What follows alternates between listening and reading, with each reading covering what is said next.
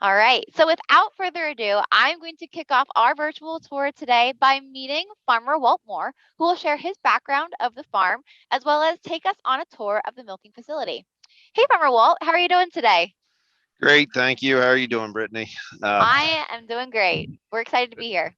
I'm excited to have everybody. Looking forward to a great tour today and welcome all of you out and about. As Brittany said, I'm Walt Moore, and my wife and I, Ellen, are in partnership here. Walmoore Holsteins, we're fourth generation, and we have two fifth generation folks here on the farm with us too. So our farm got started back in 1909 by my great grandfather with 20 cows, and we've grown it to today, as Brittany said, to over 1,000, and we're all Holsteins, milking 3 times a day, and we're making last year we made over 31 million pounds of milk. Wow. Which feeds a lot of people, and yeah. So and we're thankful to be close to a lot of people in our markets. And as Brittany said, we're part of Land Lakes Co-op, who is our marketing arm, and they work in conjunction with some of our local partners like Wawa and Hershey Foods and Lansdale, Lehigh Valley. And so we send our milk into a lot of different processing plants, and it gets made into lots of great products. So we're really happy and proud to be part of that chain of making great dairy products. So we employ 15 people full time. And we also, in partnership with another great dairy up the road, Arjoy Farms, and Dwayne and Marilyn Hershey, and my wife Ellen and I and them are in partnership on our milk hauling, and you'll get to see part of that. Dwayne's here today too to highlight part of our milk, how we do our milk hauling. So we farm about 1,800 acres. That's in corn, wheat, rye, soybeans, and triticale, and alfalfa are our main crops, and that's all to be all fed to our cows. So that's another whole set of our operation, and that'll be another segment in kind of our sustainability part of our tour, where 2 of our employees, Chase and Luke, will share a lot of that as we go forward. So, and another thing that we're going to highlight today here is Mikey Barton as our hoof trimmer. So just like people, we need to cut our toenails and our fingernails, and all our cows get their feet trimmed twice a year. And he's here on the farm today, going to demonstrate how he trims feet. So that'll be yet another station, and he'll talk about kind of the whole locomotion of cows and those kind of things. So really excited to have you.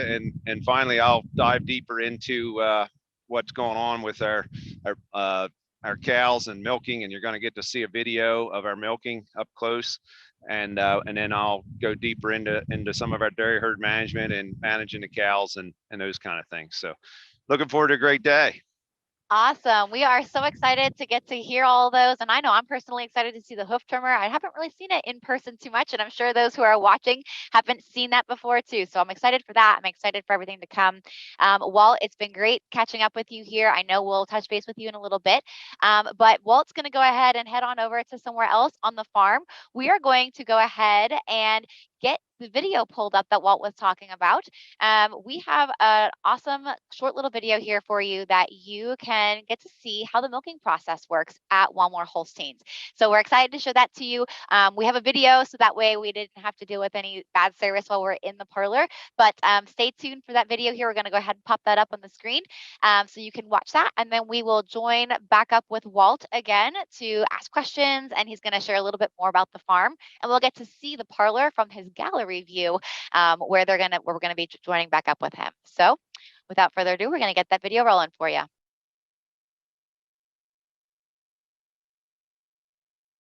All right, welcome to Walmoore Holsteins. I'm going to show you our double 18 parallel milking parlor and a little bit about the prep of and how we milk our cows here. So on the left side here, the group is just being milked, and they're walking out and exiting. And then we have Carlos and Pablo in here milking this morning.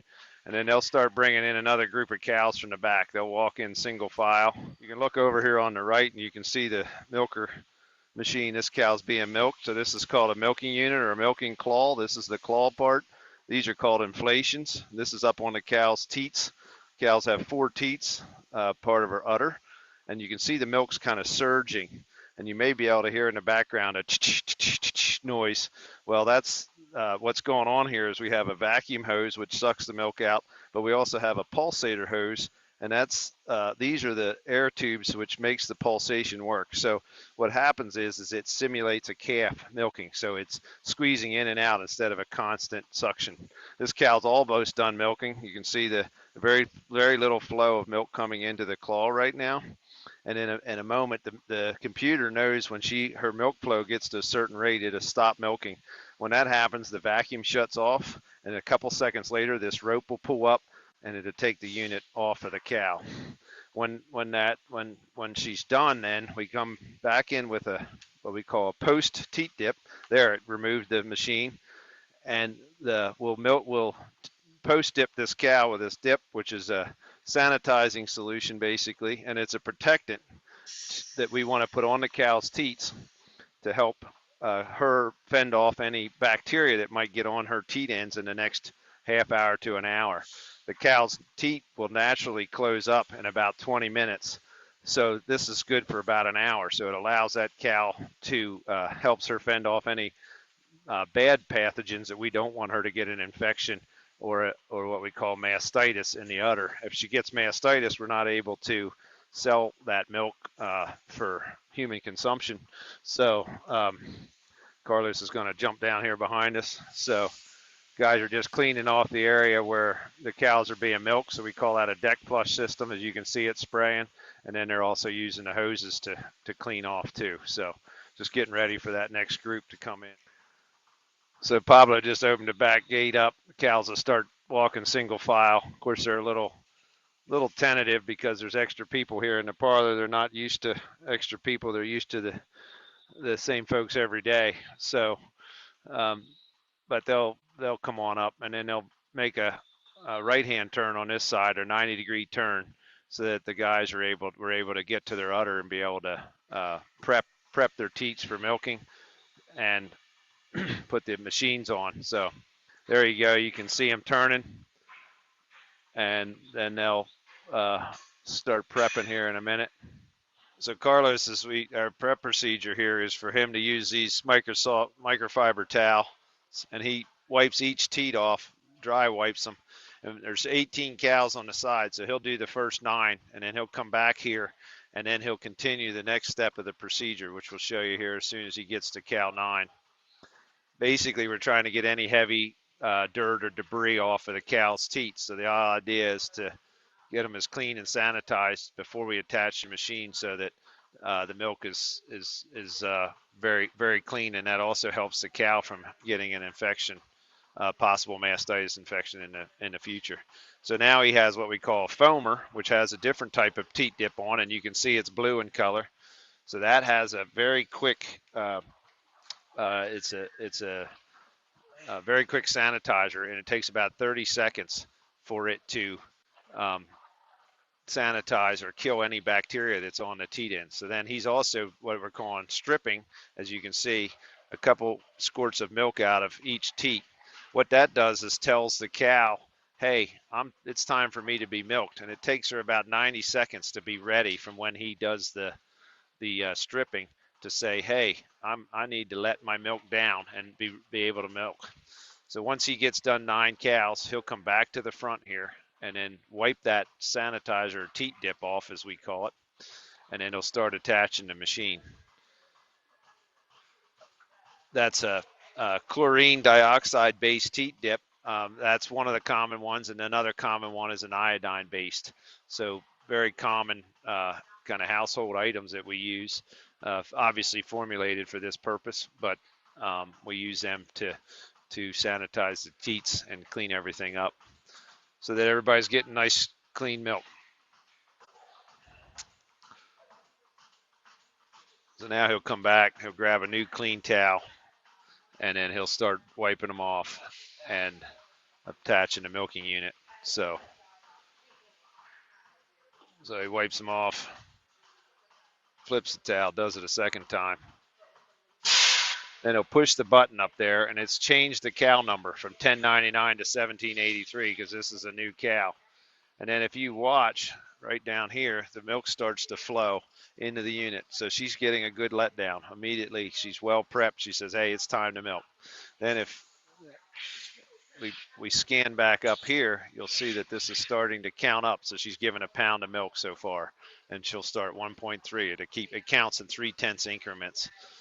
And then, so you get the idea. Now Carlos is continuing to move down. He's attached a second cow, now a third cow. You can hear the vacuum start up when he turns it on, and you can also hear the pulsation noises. So the average time that the milking machine is on a cow is about 5.5 minutes. And then, as I said earlier, that the machine knows, the computer knows when she's done being milked, and it will shut the vacuum off and remove it automatically. So you can see this cow's milking right along. So each of our cows has an ear tag, and they have a red collar on with a red transponder. You can probably see there. So that transponder is a computer chip. When they come in the milking parlor to be milked, it reads that chip is transponder is unique to each cow. So for example, when this is the last cow that got milked, whenever we push this button to start the milking, it identifies the cow number, and then it resets this to 0. And as she's milking, we have a milk meter down here, and that reads and counts how many pounds of milk she gave. So the last cow here gave 32.2 pounds of milk while she was milking. For example, this cow here, number 1276, gave 39.8. So most of our cows are milked 3 times a day. So generally you would get that cow's giving about 3 times that amount of milk in a day. So to give you an example, milk weighs 8.6 pounds per gallon. So just on rough numbers, that last cow was giving almost 100 pounds a day, or about 12 gallons a day. Hi, Brittany. Thank you. Appreciate it. So I hope you all got to see my video and hear a little bit about how we milk our cows. And I just got our first group here, and I just want to welcome you all to Walmoore Holsteins. And we're currently in our milking center. We call this our observation room, and hopefully you can see with the camera a little bit here that you see through our windows the milking is going on here. So we have this is what we call double 18 parallel milking parlor. So there's 18 cows on each side, and parallel means that they're standing side by side, parallel to each other. So it's hard to see them actual milking procedure from here, which is why we showed you the video of the milking here virtually. And but basically 18 cows come in. There's 2 employees down there milking them. They milk 9 and 9, and they prep the cows' udders and teats to be milked, and by cleaning with a towel. And we use a chlorine dioxide dip, and which cleans and sanitizes the teat end. They strip the cow's milk out a little bit to check for any abnormalities in the milk. And as long as everything looks good, they wipe that dip off again, and then they attach the machine. Each cow has a collar on, which is unique to her and her number. And when she comes in, she's read, that collar number's read by its computer chip. So we know who each cow is, and we record her milk every day, each milking. So we have 8 milking groups, 7 of which get milked 3 times a day. 2 get milked twice a day, excuse me. And so they averaging about 96 pounds a cow a day, which equates to right about 12 gallons a cow a day, to give you an idea how much milk each cow gives here. So we're out at our farm. We're part of Land O'Lakes Co-op. So they market our milk for us, and they send our milk out to Hershey Foods for making chocolate, Wawa, which a lot of you I'm sure are familiar with Wawa, the convenience store nearby, Lehigh Valley Dairies, and some others. So, and besides that, Land O'Lakes also makes powder and butter out in their plant in Carlisle. So the machines know that when the cow's milk is slowing down to a certain flow rate, and there's a vacuum and a pulsation, and it simulates like a calf. I'm going to grab an old style bucket milker here, which is what was used by my grandfather and great grandfather, who my great grandfather started this farm in 1909. So it's been in our family 113 years. So this would have been similar to what he would have used after he quit hand milking the cows. So this simulates a calf's mouth, basically. So the teat, cows have 4 teats. The teat's in here, and this thing squeezes like this. So it has a constant vacuum, and then a what we call a pulsator, which makes the squeezing action. Back in that day, they used to put it in a bucket, and then they actually would store buckets in a spring house to keep it cold. Then we got automated refrigeration, and then we went to bulk tanks, which are big coolers, which you'll see in another part of your tour. And then from there, we pump the milk onto a truck, and it goes to our plants. When the cows are done being milked, they actually apply another what we call post or teat dip, which basically sanitizes the cow's teat and sticks on there for about an hour. It takes the cow's teat about 20 minutes for its natural teat sphincter to close up and seal itself off.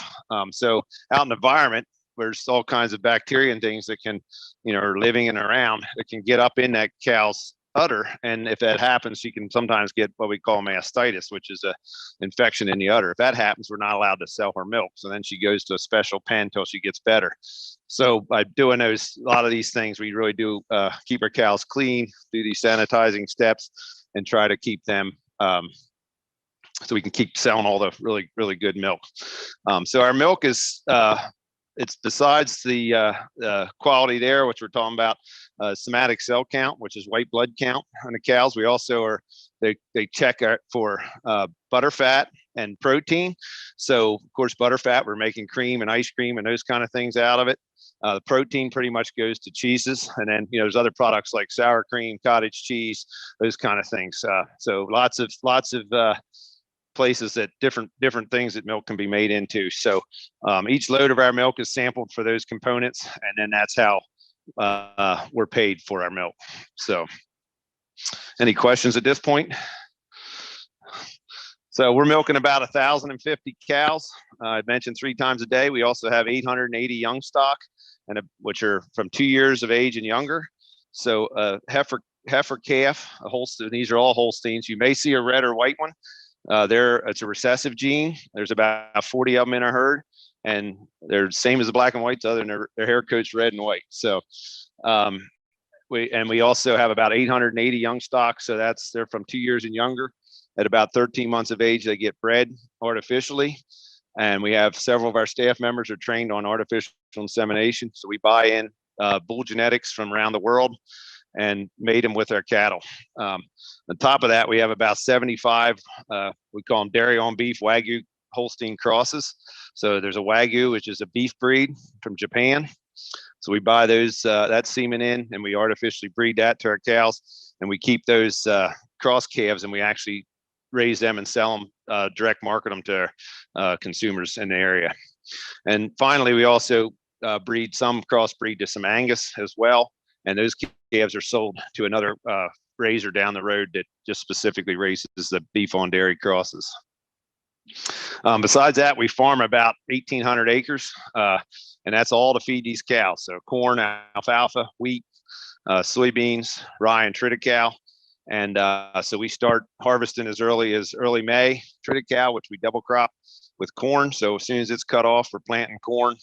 We grow that for forage. So we're cutting the entire plant, except for about the bottom foot, and that gets processed up, made into what we call corn silage, which is done wet, and it's cut into pieces about 3/4 inch long, and all the kernels and stuff are crushed. And we put them in. Some people are probably familiar with upright silos. We don't do upright silos, we do bunker silos, because we have so much volume. But we basically pack that in with big tractors with blades, and we need to put it in about varying around 35 to 40% dry matter or 60% moisture. And by packing it out, and we put 2 layers of plastic, and we put recycled tire rings on top to seal everything. That gives us feed for the cows year round. And that feed goes in there wet and has a lot of sugars, and it ferments, very similar to what beer and wine would do, except the alcohol goes away. So we don't have that. But so anyway, that's how we store it. So we do that with triticale, we do that with rye, we do that with corn silage, and also alfalfa. Alfalfa is a little unique. It's a perennial, so we only plant it once every 4 years, and it gets harvested 4 times a year. All the other crops get done once a year. How we doing on? So there the cows are exiting. So this is called a rapid exit. So all 18 cows come out at once. You guys are welcome to get up and look. And then got one that's going to make her own exit here, and then they'll put the gate down, and then they'll start entering here, single file. You'll start to see them coming in, and they're finishing up this group. So all the way to the left is a what we call a holding area.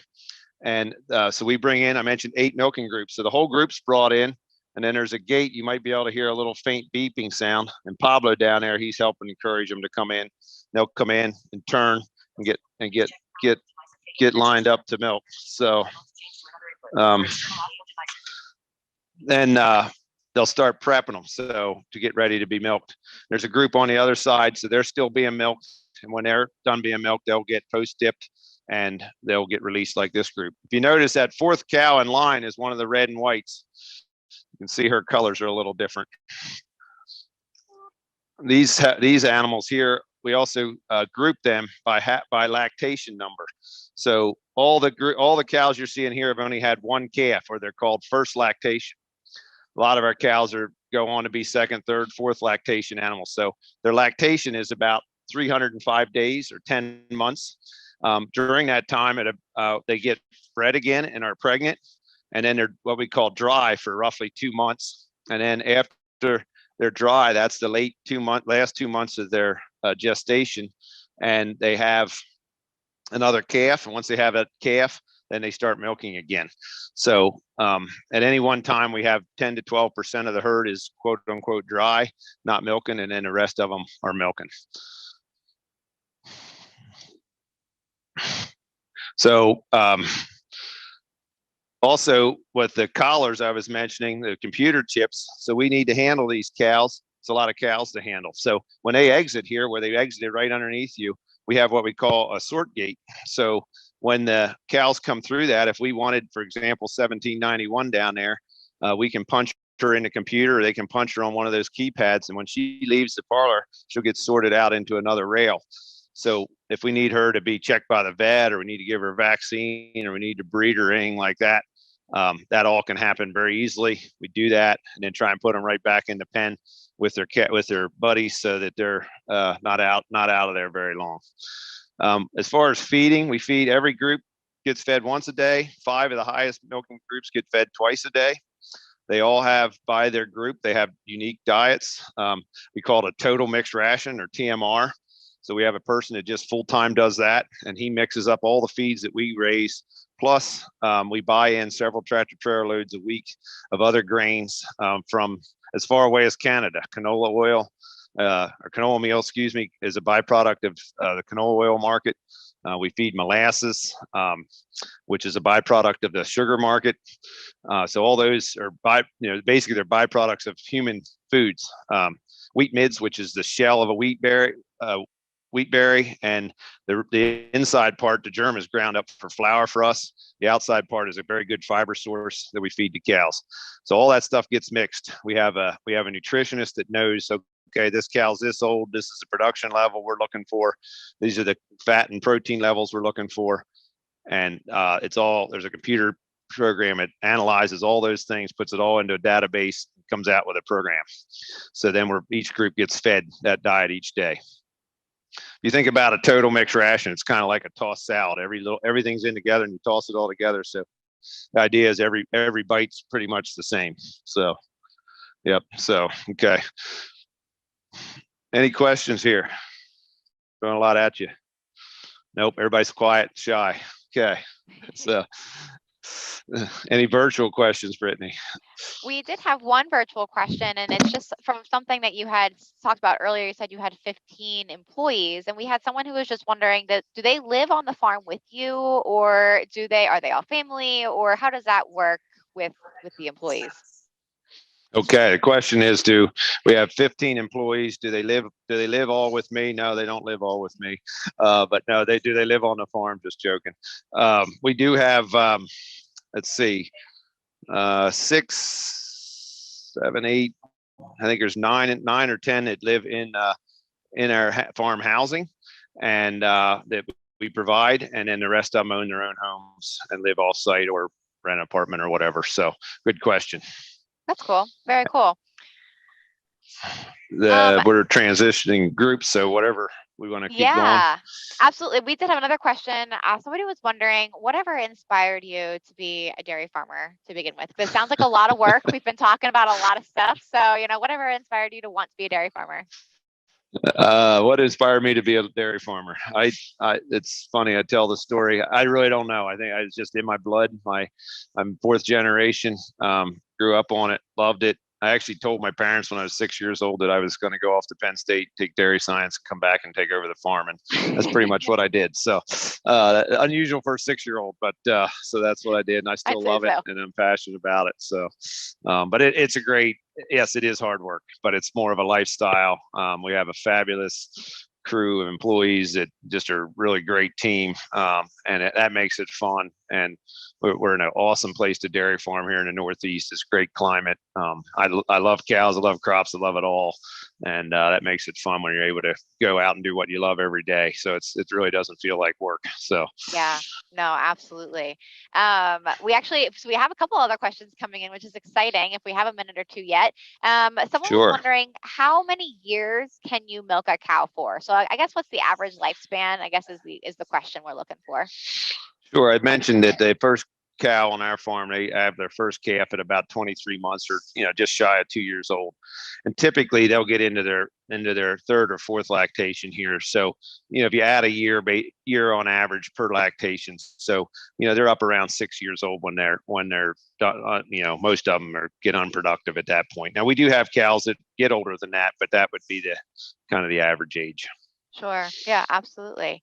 This is a good question. So we were watching the milking process. They were wondering, how does the machine know what it's doing? Like how does that work? Like you said, it comes off automatically. Like how does it even know what it's doing?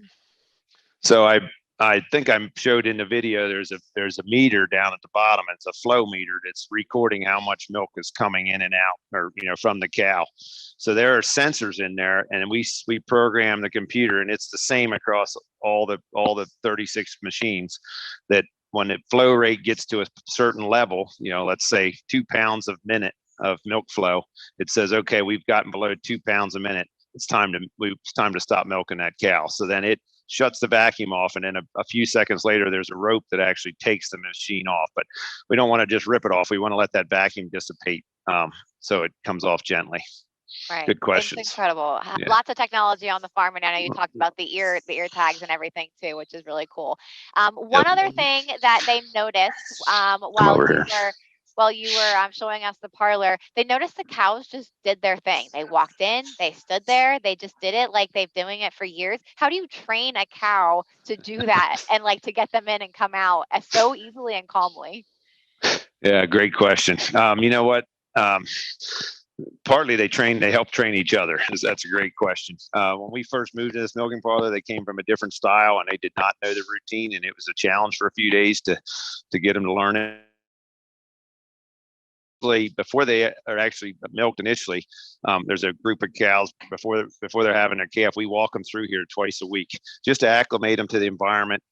We actually will dip their teats just to get them used to that process, and it gets them used to the environment, so they're not nervous and they're used to it. And the younger cows learn very quickly from the older ones, basically just watching it. Sometimes we have to get an employee in there and just kind of nudge them a little bit to get to turn the corner or that kind of thing. But it's amazing how fast they'll pick it up. Yeah. Wow, that's incredible. Well, thank you, Farmer Walt. It was great chatting with you.